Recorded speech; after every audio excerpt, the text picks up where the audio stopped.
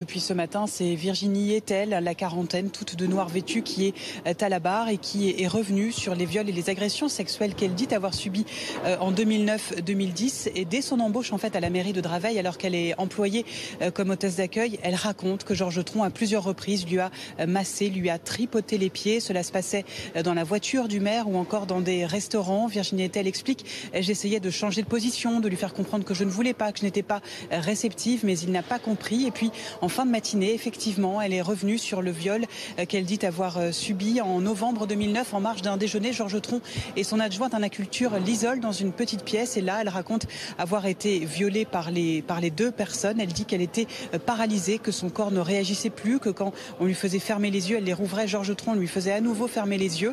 Alors le président de la cour d'assises l'interroge: mais pourquoi vous n'avez pas dit non? Pourquoi vous êtes retourné les jours d'après travailler à la mairie de Draveil? Virginie Etel explique qu'elle ne pouvait pas dire non, qu'elle était dans un état de sidération, en quelque sorte sous l'emprise de son patron, le maire de Draveil. On va écouter ses précisions au micro d'Alexandra Driège. C'est pas évident.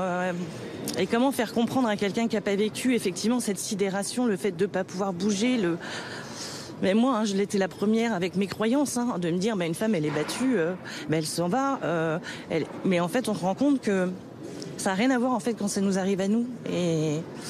Et je me l'explique, quoi. Je culpabilise encore beaucoup par rapport à ça, même si je suis suivie et qu'on m'explique.